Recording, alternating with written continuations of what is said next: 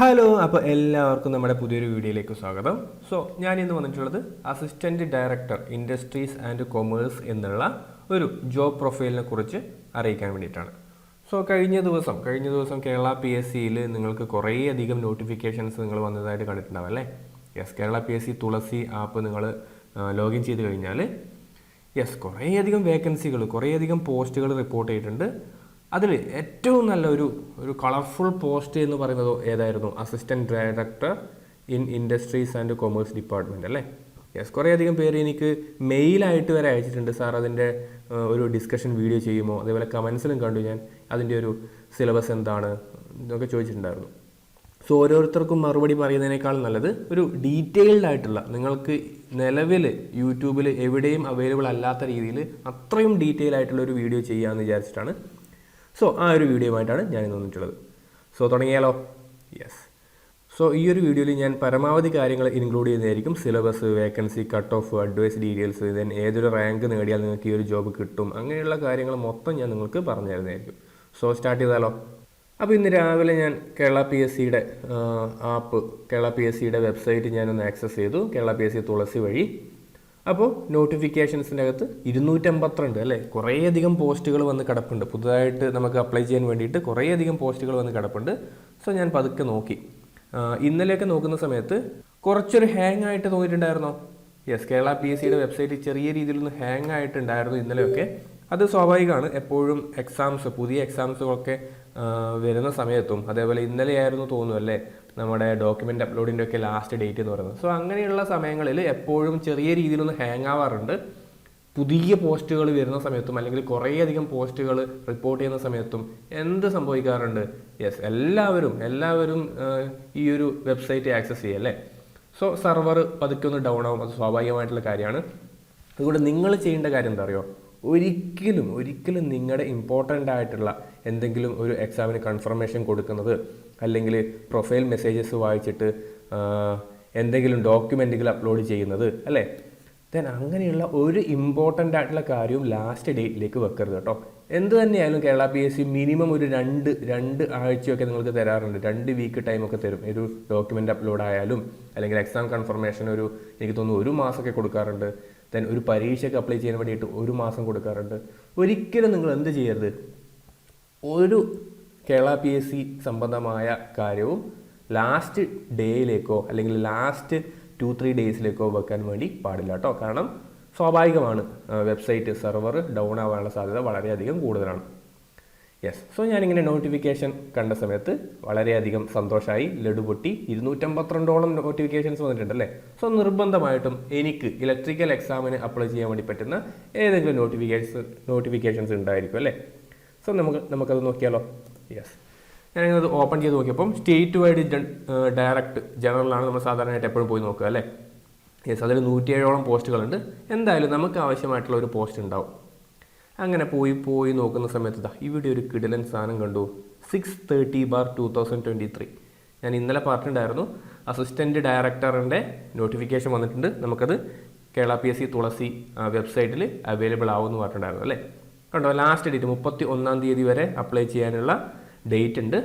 ഞാൻ ആദ്യം തന്നെ അതിൻ്റെ ഡോക്യുമെൻറ്റ്സ് ഒന്ന് നോക്കി കേട്ടോ, ഏതൊക്കെയാണ് ഡോക്യുമെൻറ്റ്സ് എന്നും അതേപോലെ എനിക്ക് അപ്ലൈ ചെയ്യാൻ വേണ്ടി പറ്റുമോ എന്നും ഞാൻ ജസ്റ്റ് ഒന്ന് ചെക്ക് ചെയ്ത് നോക്കി.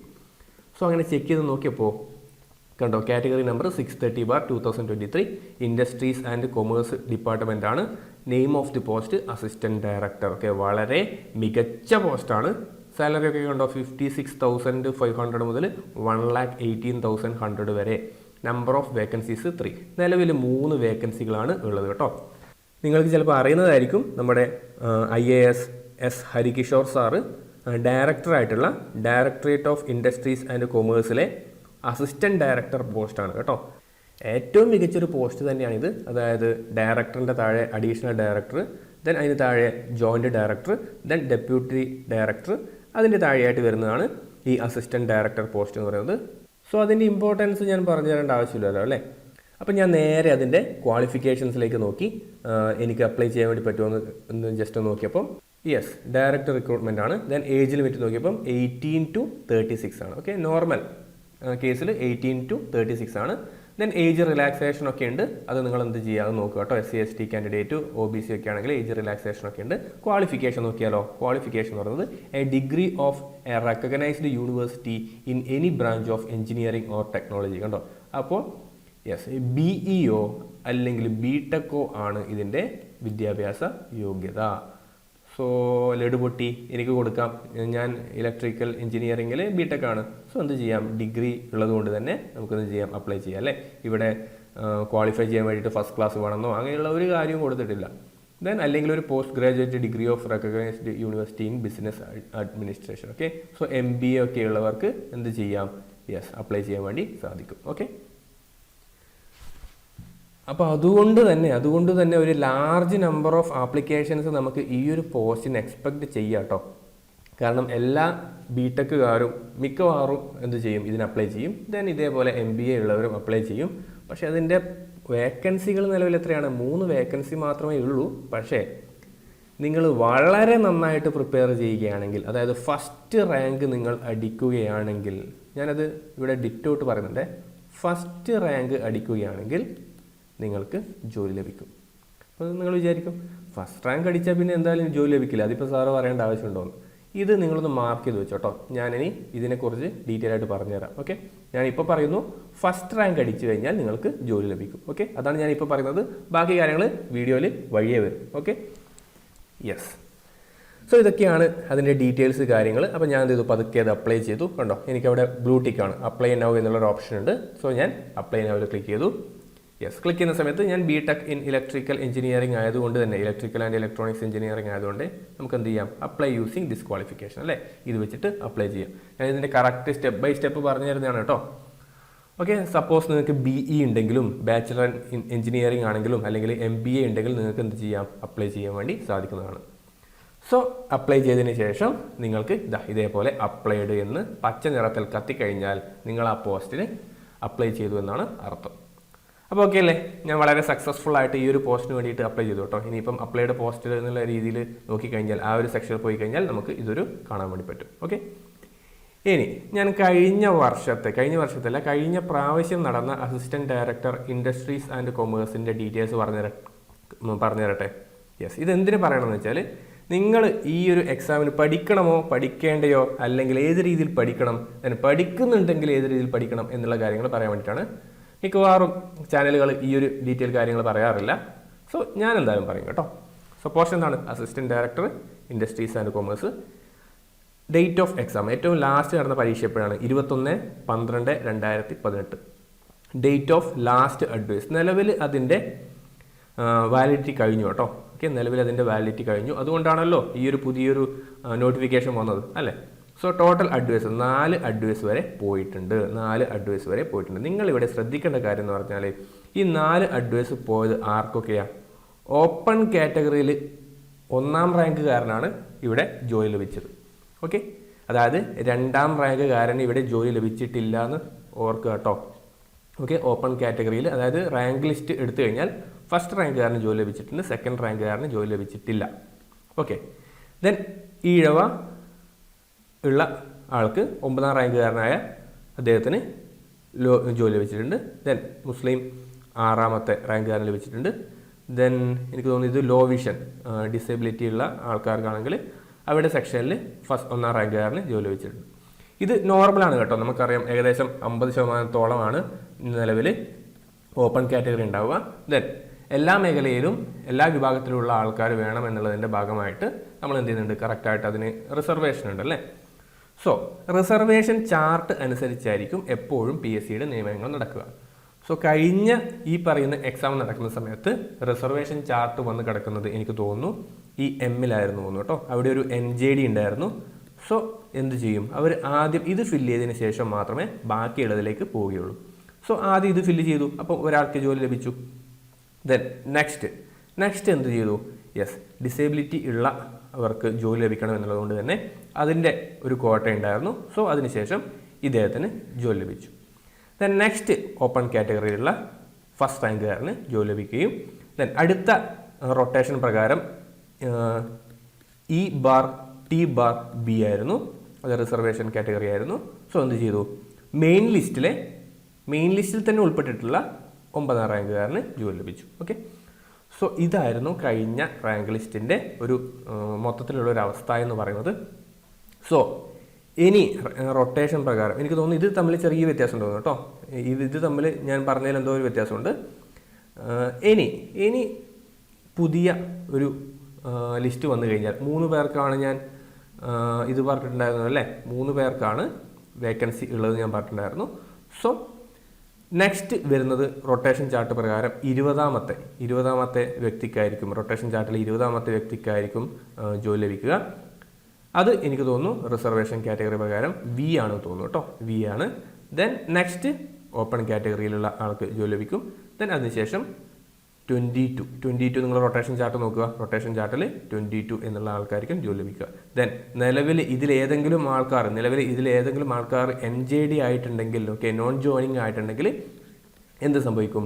യെസ്, അവരുടെ റിസർവേഷൻ ഫില്ല് ചെയ്തതിന് ശേഷം മാത്രമേ ഇതിലേക്ക് പോലും പോവുകയുള്ളൂ എന്ന് കാര്യം ഓർത്ത് വെക്കുക. സോ അതാണ് ഞാൻ പറഞ്ഞത്. 3 വേക്കൻസി ഉള്ളത് കൊണ്ട് തന്നെ നിങ്ങൾ റാങ്ക് ലിസ്റ്റിൽ 1ാം റാങ്ക് അടിക്കുകയാണെങ്കിൽ, ഓക്കെ, ഫസ്റ്റ് റാങ്ക് അടിക്കുകയാണെങ്കിൽ നിങ്ങൾക്ക് നിർബന്ധമായിട്ടും ജോലി ലഭിക്കും. അപ്പോൾ ഞാൻ പറയുകയാണ്, ഇതുവരെ വിളിച്ചതിൽ ഏറ്റവും നല്ല ഒരു ത്രില്ലിംഗ് ആയിട്ടുള്ള ഒരു പെർഫോമൻസ് നിങ്ങൾക്ക് കാഴ്ചവെക്കാൻ താല്പര്യമുണ്ടെങ്കിൽ നിങ്ങൾ ചെയ്യേണ്ടത് എന്താണ്? ഈ ഒരു എക്സാമിന് വേണ്ടി പഠിക്കുകയാണ്. കാരണം കുറേയധികം ബിടെക്കുകാർ ഈ ഒരു എക്സാമിന് വേണ്ടിയിട്ട് പ്രിപ്പയർ ചെയ്യും അല്ലേ. നിങ്ങൾക്ക് ഫസ്റ്റ് റാങ്ക് കിട്ടിയാലും മാത്രമേ നിങ്ങൾക്ക് ഈ ഒരു റാങ്ക് ലിസ്റ്റിൽ കയറാനും പറ്റുകയുള്ളൂ എന്നൊരവസ്ഥ വരുന്ന സമയത്ത് നിങ്ങൾ അത്രത്തോളം നല്ലൊരു പെർഫോമൻസ് കാഴ്ചവെക്കാൻ റെഡിയാണെങ്കിൽ ഈ ഒരു എക്സാമിന് വേണ്ടി പഠിച്ചു തുടങ്ങാം. അതിൻ്റെ ഡീറ്റെയിൽസ് കാര്യങ്ങൾ അതേപോലെ സിലബസ് ഒക്കെ ഞാൻ വഴിയെ പറഞ്ഞു തരുന്നതായിരിക്കും. സോ യെസ്, ഒരു ത്രില്ലിംഗ് ആയിട്ടുള്ള ഒരു എക്സാം പ്രിപ്പറേഷൻ റെഡിയാണെങ്കിൽ നിങ്ങൾക്ക് എന്ത് ചെയ്യാം? ഈ ഒരു എക്സാമിന് വേണ്ടിയിട്ട് പഠിക്കാം. ഫസ്റ്റ് റാങ്ക് അടിക്കാൻ റെഡിയാണെങ്കിൽ മാത്രം കേട്ടോ, അല്ലാതെ ചുമ്മാ വെറുതെ നിങ്ങളുടെ സമയം കളയരുത്. ഒരു ഇലക്ട്രിക്കൽ മാത്രം പഠിച്ചിട്ട് ഞാൻ ഒരിക്കലും ഈ ഒരു എക്സാമിന് വേണ്ടി പോയിട്ട് കാര്യമില്ല. കാരണം ഈ ഒരു എക്സാമിൻ്റെ സിലബസ് പറയുന്നത് കുറേയധികം എഞ്ചിനീയറിംഗ് പോസ്റ്റുകൾ മിക്സ് ചെയ്തിട്ടുള്ളൊരു സിലബസാണ്. സോ പഠിക്കുന്നുണ്ടെങ്കിൽ അത്രയും നന്നായിട്ട് പഠിച്ചിട്ട് വേണം ഈ ഒരു എക്സാമിന് വേണ്ടിയിട്ട് പോകാൻ. ഞാനതിൻ്റെ കുറച്ച് ഡീറ്റെയിൽസ് കൂടി പറയുകയാണ്. കണ്ടോ, total advice 4, date of last advice ഒക്കെ കൊടുത്തിട്ടുണ്ട്. ദെൻ ഇതിന് ഇൻ്റർവ്യൂ ഒക്കെ ഉണ്ടാവും കേട്ടോ. ഈ ഒരു പോസ്റ്റിന് ഇൻ്റർവ്യൂ ഉണ്ടാവും. കഴിഞ്ഞ പ്രാവശ്യം ടോപ്പറിന് കിട്ടിയ എക്സാമിനേഷൻ മാർക്ക് 46 ആയിരുന്നു, 100ൽ 46 ആയിരുന്നു ടോപ്പറിന് കിട്ടിയ മാർക്ക്. കട്ട് ഓഫ് എന്ന് പറയുന്നത് 38 ആയിരുന്നു കേട്ടോ, കട്ട് ഓഫ് 38 ആയിരുന്നു. അപ്പോൾ ഞാനൊരു സിലബസ് പറയുന്ന സമയത്ത് കുറച്ചുകൂടി ഡീറ്റെയിൽ ആയിട്ട് പറഞ്ഞുതരാം. സോ ഇത് പറഞ്ഞത് എന്തിനാണെന്ന് വെച്ചാൽ ചെറിയൊരു ഐഡിയ കിട്ടാൻ വേണ്ടി മാത്രമാണ്. ഇനി നെക്സ്റ്റ് നമുക്ക് സിലബസ് പറഞ്ഞാലോ, സിലബസിനെ കുറിച്ച് ഡിസ്കസ് ചെയ്താലോ? യെസ്, സോ സിലബസിനെ കുറിച്ച് പറയുന്ന സമയത്ത് കഴിഞ്ഞ എക്സാമിന് ചോദിച്ച സിലബസാണ് നമ്മുടെ കയ്യിലുള്ളത്. ഏറ്റവും ലേറ്റസ്റ്റ് ആയിട്ട് നമുക്ക് അത് മാത്രമേ ഉള്ളൂ. ഓക്കെ, അപ്പോൾ എക്സാം എപ്പോഴായിരുന്നു നടന്നിട്ടുണ്ടായിരുന്നത്? യെസ്, ആ 2018 നടന്ന 2020 ലിസ്റ്റൊക്കെ പോയിട്ടുള്ള ആ ഒരു സിലബസാണ് നമ്മുടെ കയ്യിലുള്ളത്. കണ്ടോ കാറ്റഗറി നമ്പർ 2/15 ആണ്. സോ ഇതാണ് നമ്മുടെ കയ്യിൽ നിലവിലുള്ള സിലബസ്. ഇത് തന്നെ ആവാനാണ് സാധ്യത. ഇതിൽ ചെറിയ മാറ്റങ്ങൾ ചിലപ്പോൾ എന്തെങ്കിലും വന്നേക്കാം. പക്ഷേ എക്സാമിന് വേണ്ടിയിട്ട് പ്രിപ്പയർ ചെയ്യുമ്പോൾ നമുക്ക് നമ്മുടെ കയ്യിലുള്ള നിലവിലുള്ള സിലബസ് ഇത് മാത്രമാണെന്ന് മനസ്സിലാക്കുക കേട്ടോ. യെസ്, സോ എന്തൊക്കെ വരും? Civil engineering part 1. Okay, civil engineering part 1 എത്ര പാർട്ടുണ്ടെന്ന് ആദ്യം നോക്കിയാലോ. യെസ്, പാർട്ട് 1ഉം പാർട്ട് 2 എന്ന് പറഞ്ഞിട്ടായിരുന്നു കഴിഞ്ഞ പ്രാവശ്യം ഉണ്ടായിരുന്നത്. പാർട്ട് 2ൽ ജനറൽ നോളജാണ്. അത് ഇപ്രാവശ്യം ഉണ്ടാവാൻ വേണ്ടി പോകുന്നില്ല കേട്ടോ. സോ എത്ര? ABCDEFGH എത്ര ടോപ്പിക്കുകളുണ്ട് നിങ്ങൾ നോക്കിയേ. ABCDEFGH അല്ലേ, 8 ടോപ്പിക്കുകൾ. സോ എനിക്ക് തോന്നുന്നു വെയിറ്റേജ് ഏകദേശം ഒരു സബ്ജക്റ്റിൽ നിന്ന് ഏകദേശം ഒരു 12 മുതൽ 15 വരെ മാർക്ക് വരാനാണ് സാധ്യത കേട്ടോ. 12 മുതൽ 15 വരെ മാർക്ക് വരാനാണ് സാധ്യത ഒരു സബ്ജക്റ്റിൽ നിന്ന്. അതായത് സിവിൽ എഞ്ചിനീയറിംഗിൽ നിന്ന് ചിലപ്പോൾ ഒരു 12 മാർക്ക് ചോദിച്ചേക്കാം, അല്ലെങ്കിൽ 10 മാർക്ക് ചോദിച്ചേക്കാം. ഓക്കെ, വെയിറ്റേജ് കറക്റ്റായിട്ട് നമുക്കിപ്പോൾ പറയാൻ വേണ്ടി പറ്റില്ല. Civil engineering, structural engineering, Jio technical engineering, building material and concrete technology, ഇതൊക്കെ നമ്മൾ സാധാരണ എല്ലാ പരീക്ഷയ്ക്കും പഠിക്കുന്നതാണ് അല്ലേ, ഇതൊക്കെ പഠിക്കുന്നതാണ്. സോ മെക്കാനിക്കൽ എഞ്ചിനീയറിംഗിൽ നിന്നും ഏകദേശം 10 മുതൽ 12 വരെയൊക്കെ മാർക്ക് നമുക്ക് പ്രതീക്ഷിക്കാം കേട്ടോ. അതിലെന്തൊക്കെയാണ്? Thermodynamics and power cycle, fluid mechanics, then mechanics of machines, manufacturing process. നമ്മൾ സാധാരണയായിട്ട് നമ്മൾ ഈ സിലബസ് എപ്പോഴാണ് പഠിച്ചത്? യെസ്, എനിക്ക് തോന്നുന്നു കേരള അഗ്രോ മെഷീനറിക്ക് നമ്മൾ ഈ ഒരു സിലബസ് പഠിച്ചിട്ടുണ്ടായിരുന്നു. അതേപോലെ ചില കോമൺ എക്സാമ്പിൾ വരാറല്ലേ, പല ബിടെക്കുകാർക്ക് ഒരുമിച്ച് ചെയ്താൽ വേണ്ടി പറ്റുന്ന ആ സമയത്തൊക്കെ നമ്മൾ ഇത് പഠിച്ചിട്ടുണ്ട് അല്ലേ. ദെൻ ഇലക്ട്രിക്കൽ എഞ്ചിനീയറിംഗ് കണ്ടോ, elementary concept of electric circuit, 3 phase system, generation power, electrical machines, tariff. വളരെ സിമ്പിളായിട്ടുള്ള സിലബസ് ആണ്. നിങ്ങൾ നോക്കി അടിപൊളി സിലബസ് ആണ്. ഒരു 12 മുതൽ 15 മാർക്കൊക്കെ നമുക്കൊരു 15 ഇവിടെ ഇട്ട് കൊടുക്കാം അല്ലേ. ഇലക്ട്രിക്കൽ ആയതുകൊണ്ട് ഞാനൊരു 15 ഇട്ട് കൊടുക്കുകയാണേ. വളരെ സിമ്പിളായിട്ട് ഇത് എ സി സർക്യൂട്ട്, പിന്നെന്താ 3 phase system, power, working energy meter ഒക്കെ വളരെ സിമ്പിളാണ്. ജനറേഷൻ പവർ ഇവിടെ ഒന്ന് നിങ്ങൾ കുറച്ച് ശ്രദ്ധിക്കണം കേട്ടോ, കാരണം മാർക്ക് പോകാൻ സാധ്യതയുണ്ട്. റിന്യൂവബിൾ എനർജി ഒന്നും ചുമ്മാ ആൾക്കാരെല്ലാം പഠിക്കില്ല. സബ്സ്റ്റേഷൻ എക്യുപ്മെൻറ്റ്സ് ഇതൊക്കെ പഠിക്കണം. ഇതൊക്കെ നമ്മളങ്ങനെ അധികം പഠിക്കാത്തതാണ്. എന്തായാലും എന്ത് ചെയ്യുക, ഒന്ന് നന്നായിട്ട് നോക്കുക. ട്രാൻസ്ഫോമേഴ്സ്, എ സി മെഷീൻസ്, ഇതൊക്കെ സിമ്പിൾ തന്നെയാണ്. പക്ഷേ ശ്രദ്ധിക്കുക, ഒരു മാർക്ക് പോലും മിസ് ചെയ്യരുത് കേട്ടോ. ഒരു മാർക്ക് പോലും കളയരുത്. ആ രീതിയിൽ പഠിക്കണം. താരിഫ്, വയറിംഗ് സിസ്റ്റം വളരെ ലോ ലെവലാണ്, പക്ഷേ നന്നായിട്ട് പഠിക്കുക. ഒരു മാർക്ക് പോലും മിസ് ചെയ്യരുത് കേട്ടോ. ആ രീതിയിൽ പഠിക്കുക. ദെൻ ഇലക്ട്രോണിക്സ് എഞ്ചിനീയറിംഗ് നമ്മൾക്ക് കുറച്ച് അറിയുന്ന കാര്യങ്ങളായിരിക്കുമല്ലോ. നോക്കിയാലോ, നമുക്ക് അറിയുന്ന കാര്യങ്ങളാണോ ജസ്റ്റ് നോക്കിയാലോ. എന്തൊക്കെയാണ്? PN ടൈപ്പ് സെമി കണ്ടക്ടർ അല്ലേ. ഇത് ഞാൻ ഒരു 10 വെയിറ്റേജ് കൊടുക്കുകയാണ്. ഡോപ്പിംഗ് ഇതൊക്കെ നമ്മൾ പഠിക്കുന്നതാണ് അല്ലേ. Principle of amplifier, truth table കണ്ട. ഡിജിറ്റൽ ഇലക്ട്രോണിക്സ് ഉണ്ട്, അടിപൊളി. Boolean algebra, truth table, adder, multiplexer, encoder of, അടിപൊളി. പ്രിൻസിപ്പിൾ ഓഫ് ഇത് നമ്മൾ അങ്ങനെ അധികം പഠിക്കുന്നില്ല അല്ലേ. ഇത് അധികം അറിയാത്തതാണ്. സോ നമ്മൾ ഇത് പഠിക്കേണ്ടി വരും. മിക്കവാറും ഒരു ഇലക്ട്രിക്കൽ എഞ്ചിനീയറിംഗ് സ്റ്റുഡൻറ്റിനെ സംബന്ധിച്ചിടത്തോളം ഇത് എക്സ്ട്രാ പഠിക്കേണ്ടി വരും. എന്നാൽ മാത്രമേ ഇലക്ട്രോണിക്സ് നമ്മുടെ കയ്യിൽ നിൽക്കുകയുള്ളൂ. ദെൻ RC ഫിൽറ്റേഴ്സ് ഇതൊക്കെ ഒന്ന് ഡീറ്റെയിൽ ആയിട്ട് നോക്കണം. ദെൻ ഇതൊക്കെ ബേസിക്സ് ആണ്. Then computer science and engineering അതിലെന്തൊക്കെയാണ്? മൈക്രോ പ്രോസസർ ഉണ്ടോ നോക്കിയാലോ. മൈക്രോ പ്രോസസർ ഉണ്ടെങ്കിൽ നമുക്ക് കുറച്ച് ലാഭമായി അല്ലേ. ഡിജിറ്റൽ കമ്പ്യൂട്ടർ എന്തൊക്കെയാണ്? Simple model for computer with execution data, storage. ഇതൊക്കെ കുറച്ച് നമ്മൾ ബേസിക്സ് ആയിട്ടുള്ളതാണ്. പക്ഷേ തിയറി പഠിക്കേണ്ടി വരും അല്ലേ. നന്നായിട്ട് തിയറി പഠിക്കേണ്ടി വരും. ഡാറ്റ റെപ്രസെൻറ്റേഷൻ, നമ്പർ സിസ്റ്റം, അടിപൊളി. ഇത് ഡിജിറ്റൽ ഇലക്ട്രോണിക്സ് അല്ലേ. യെസ്, നമുക്ക് കുറച്ചുകൂടി വെയിറ്റേജ് കിട്ടിയേ. Number system, binary number, represent integer, then fraction, octal. ഫ്രാക്ഷനൊക്കെ നമുക്ക് അറിയാമല്ലോ അല്ലേ. കുറച്ചൊരു ടഫാണ്, എന്നാലും എളുപ്പമാണ് കേട്ടോ. കൺവേർഷൻ ഫ്രം ഹെക്സാഡെസിമൽ റെപ്രസെൻറ്റേഷൻ, അടിപൊളി കണ്ടോ. BCD number, simple arithmetic operation കണ്ടോ. അപ്പോൾ നമുക്ക് ഇവിടെ ഒരു വെയിറ്റേജ് വന്നേ. ഇലക്ട്രിക്കലുകാർക്ക് കുറച്ച് വെയിറ്റേജ് വന്നു. Then type of programme language, high level. ഇതൊക്കെ ഒന്ന് ബേസിക് ലെവൽ പഠിച്ചാൽ മതിയേ. ദെൻ മൈക്രോ പ്രോസസർ ഉണ്ടോ? മൈക്രോ പ്രോസസർ ഇല്ല അല്ലേ. എന്നാൽ നമുക്ക് ഏകദേശം ഒരു 10 മാർക്കോളം, ഇവിടെ 10 മുതൽ 12 മാർക്കോളം നമുക്ക് എക്സ്പെക്ട് ചെയ്യാം. ഒരു 12 കൊടുക്കുന്നുണ്ട് കേട്ടോ. അതൊന്ന് ഒരു 5 മാർക്ക് നമുക്ക് ഉറപ്പിക്കാം കേട്ടോ. 5 മുതൽ 6 മാർക്ക് വരെ നമുക്ക് ഉറപ്പിക്കാം. അത് ഇലക്ട്രിക്കലുകാർക്ക് ഉറപ്പിക്കാം. കാരണം എന്താ, ഡിജിറ്റൽ ഇലക്ട്രോണിക്സ് ഉണ്ട്. കെമിക്കൽ എഞ്ചിനീയറിംഗ് ഇത് വളരെ നമുക്ക് തീരെ പരിചയമില്ലാത്ത സാധനമായി പോയി. നോക്കിയാലോ, ഫ്ലൂയിഡ്, സോളിഡ് ഇത് നന്നായിട്ട് പഠിക്കണം കേട്ടോ. ബെർണോളിക് ഇക്വേഷൻ ഒക്കെ പറയുമ്പോൾ ഏതാണ്? ഫിസിക്സ് ആണ്. ഓക്കെ, മെക്കാനിക്കൽ വരും. ദെൻ വാട്ടർ എഞ്ചിനീയറിംഗ് ഇതൊക്കെ സിവിലിൽ കുറച്ച് നമ്മൾ പഠിക്കുന്നതാണ്. യെസ്, സോ അതിന് ഞാൻ ഏകദേശം ഒരു 10 മാർക്ക് വെയിറ്റേജ് ഇടാണ്. കെമിക്കൽ നമ്മുടെ ഫ്രഷ് ഏരിയ ആണ്, നമുക്ക് അറിയാത്ത സാധനം പോയി. ഇനി അഗ്രികൾച്ചർ എഞ്ചിനീയറിംഗ് ഇത് ഞാനിത് ക്യാംകോ എക്സാമിന് വേണ്ടിയിട്ട് ഞാൻ ഇത് സാധനം പഠിച്ചിട്ടുണ്ടായിരുന്നു. നല്ല രസമാണ്. അഗ്രികൾച്ചർ പഠിക്കാൻ കുറച്ച് രസമാണ്. എങ്ങനത്തെ ക്വസ്റ്റ്യൻസ് ഉണ്ടാകുന്ന അറിയോ? ചില മെഷീൻസിൻ്റെ ഗിയറിനെ കുറിച്ചും അല്ലെങ്കിൽ ടീത്തിനെ കുറിച്ചും അല്ലെങ്കിൽ ഒരു എന്താ പറയുക, ഒരു പ്ലാന്റ് നടാൻ വേണ്ടിയിട്ട് നമ്മൾ എന്തൊക്കെ ചെയ്യണം, ഓക്കെ, ആ പ്രോസസ്സിനെ കുറിച്ചൊക്കെയാണ് സാധാരണ ക്വസ്റ്റ്യൻസ് ഉണ്ടാവുക. അടിപൊളി ക്വസ്റ്റ്യനാണ്. പക്ഷേ പഠിച്ചെടുക്കാൻ കുറച്ചൊരു ബുദ്ധിമുട്ടുണ്ട്. പക്ഷേ വലിയ ഇഷ്യൂ ഒന്നുമില്ല. നിങ്ങൾക്ക് എന്ത് ചെയ്യാം, ഒരു കോമൺ സെൻസ് ഒക്കെ ഉപയോഗിച്ചിട്ട് കുറച്ച് ക്വസ്റ്റ്യൻസ് ഒക്കെ ആൻസർ ചെയ്യാം. അപ്പോൾ അതിന് ഞാനൊരു 12 മാർക്ക് കൊടുക്കുകയാണ്. 12 മാർക്ക് കൊടുക്കാം. പല മെഷീൻസിനെ കുറിച്ചൊക്കെ ചോദിക്കാറുണ്ട്. അതിൻ്റെ ഗിയേഴ്സിനെ കുറിച്ചും ടീത്തിനെ കുറിച്ചൊക്കെ ചോദിക്കാറുണ്ട്. ദെൻ മാനേജ്മെൻറ്റ് നമ്മുടെ ഏരിയ അല്ല അല്ലേ.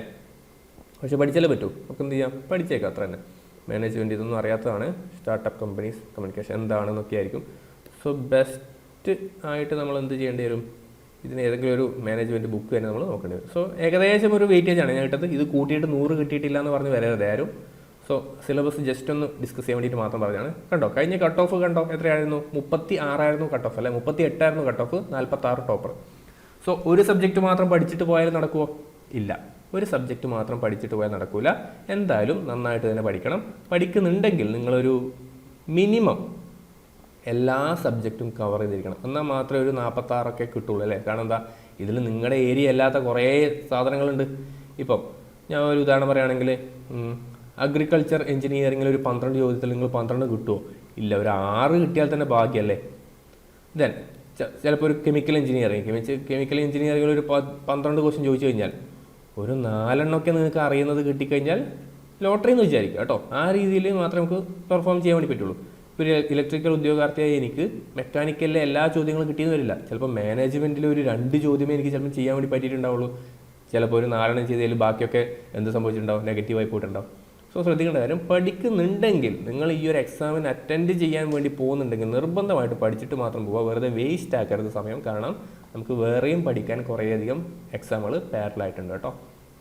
Overseer exam, junior instructor exam, കുറേയധികം ഇലക്ട്രീഷ്യൻ എക്സാം, ട്രേഡ്സ്മാൻ എക്സാം, അതൊക്കെ ഉണ്ട് പാരലായിട്ട്. സോ അതൊക്കെ പഠിച്ചിട്ട് നിങ്ങൾക്ക് ഇതിന് പഠിക്കാൻ വേണ്ടി സമയമുണ്ടെങ്കിൽ, അല്ലെങ്കിൽ ഫസ്റ്റ് റാങ്ക് അടിക്കുമെന്നുള്ള രീതിയിൽ നിങ്ങൾ പഠിക്കുന്നുണ്ടെങ്കിൽ മാത്രം ഈ ഒരു എക്സാമിന് നിങ്ങൾ പ്രിപ്പയർ ചെയ്യുക എന്നാണ് എനിക്ക് പറയാനുള്ളത്. തികച്ചും എൻ്റെ പേഴ്സണലായിട്ടുള്ള ഒപ്പീനിയനാണ്. നിങ്ങൾക്ക് എന്ത് ചെയ്യാം, നിങ്ങളുടെ രീതിയിൽ നിങ്ങൾക്ക് പ്രിപ്പയർ ചെയ്യാം, യാതൊരു കുഴപ്പമില്ല കേട്ടോ. യെസ്. സോ സിലബസ് നമ്മൾ കണ്ടു കഴിഞ്ഞു. അത്രയും കാര്യങ്ങൾ മാത്രമേ ഈ ഒരു വീഡിയോയിൽ ഉൾപ്പെടുത്താനുള്ളൂ. സോ ഈ ഒരു പരീക്ഷയുമായി ബന്ധപ്പെട്ടിട്ടുള്ള എല്ലാ കാര്യങ്ങളും ഞാനിവിടെ ഡിസ്കസ് ചെയ്തിട്ടുണ്ട്. പേ സ്കെയിലും വേക്കൻസീസും പോസ്റ്റും എവിടെയാണെന്നും. ഇതിൻ്റെ ഹെഡ് ഓഫീസ് വരുന്നത് ട്രിവാൻഡ്രമാണ്. സോ മിക്കവാറും പോസ്റ്റിംഗ് അധികം ഉണ്ടാവുക ട്രിവാൻഡ്രം തന്നെയായിരിക്കും. ദെൻ ജില്ലാ ഓഫീസുകളൊക്കെ ഉണ്ട്. പക്ഷേ ജില്ലാ ഓഫീസുകളിൽ അസിസ്റ്റൻറ്റ് ഡയറക്ടർ ഉണ്ടാവുമോ എന്നുള്ളത് നമുക്ക് അത്ര ഉറപ്പില്ല കേട്ടോ. ജില്ലാ ഓഫീസുകളിൽ അസിസ്റ്റൻറ്റ് ഡയറക്ടേഴ്സ് അല്ല ഉണ്ടാവുക, അതിന് വേറെ ഉദ്യോഗസ്ഥരായിരിക്കും ഉണ്ടാവുക. സോ അപ്പോൾ ഈ കാര്യങ്ങൾ മൊത്തം ഒന്ന് മനസ്സിൽ വെച്ചുകൊണ്ട് പരീക്ഷയ്ക്ക് വേണ്ടിയിട്ട് പ്രിപ്പയർ ചെയ്യുക. നിലവിൽ ഞാൻ തന്നിട്ടുള്ള സിലബസ് വെച്ചിട്ട് നിങ്ങളൊന്ന് നോക്കുക കേട്ടോ. ആ ഒരു സിലബസ് വെച്ച് പഠിച്ചാൽ മതി. പഠിച്ച് തുടങ്ങുന്നവരാണെങ്കിൽ ആ ഒരു സിലബസ് വെച്ച് പഠിക്കുക. ദെൻ എക്സാമിനൊരു 2 മാസമൊക്കെ ആവുന്ന സമയത്ത് അതിൻ്റെ ആക്ച്വൽ സിലബസ് വരും. മിക്കവാറും മാറ്റം വരാൻ സാധ്യതയില്ല കേട്ടോ. ഇങ്ങനെയുള്ള സിലബസ് ഒന്നും സാധാരണ ഇങ്ങനെ മാറ്റം വരാറില്ല. മാറ്റം വന്നു കഴിഞ്ഞാലും ചെറിയൊരു മാറ്റം ഉണ്ടാവുള്ളൂ. അപ്പോൾ അത്രയും കാര്യങ്ങൾ മനസ്സിൽ വെച്ചിട്ട് എന്ത് ചെയ്യുക, പ്രിപ്പയർ ചെയ്യുന്നുണ്ടെങ്കിൽ ഫസ്റ്റ് റാങ്ക് അടിക്കാൻ വേണ്ടിയിട്ട് എന്ത് ചെയ്യുക, യെസ്, നിങ്ങൾ പ്രിപ്പറേഷൻ സ്റ്റാർട്ട് ചെയ്യുക. സോ എപ്പോഴും പറയുന്നത് പോലെ തന്നെ വീഡിയോ ലൈക്ക് ചെയ്യുക, ഷെയർ ചെയ്യുക, കമൻറ്റ് ചെയ്യുക. നിങ്ങൾ ആദ്യമായിട്ടാണ് ഈ ഒരു ചാനൽ കാണുന്നതെങ്കിൽ സബ്സ്ക്രൈബ് ചെയ്യുക കേട്ടോ. ഈ ഒരു ചാനൽ കൂടി നമ്മൾ ഇലക്ട്രിക്കൽ എഞ്ചിനീയറിംഗ് സംബന്ധമായിട്ടുള്ള എക്സാം നോട്ടിഫിക്കേഷൻസ്, ദെൻ എക്സാം ടിപ്പുകൾ, ഇൻ്റർവ്യൂ ടിപ്പുകൾ, ദെൻ ട്രേഡ്സ്മാൻ്റെ കുറച്ച് നിങ്ങൾക്ക് കൺസെപ്റ്റ് കാര്യങ്ങൾ മനസ്സിലാക്കാൻ വേണ്ടിയിട്ടുള്ളൊരു വീഡിയോ സീരീസ് കൂടി സ്റ്റാർട്ട് ചെയ്തിട്ടുണ്ട്. നിങ്ങൾക്ക് താല്പര്യമാണെങ്കിൽ പോയി നോക്കുക കേട്ടോ. പ്ലേലിസ്റ്റൊക്കെ ആഡ് ചെയ്ത് വെച്ചിട്ടുണ്ട്. അപ്പോൾ അത്രയും കാര്യങ്ങൾ മാത്രമേ ഉള്ളൂ. നമുക്കിനി അടുത്തൊരു വീഡിയോയിൽ കാണാം. താങ്ക്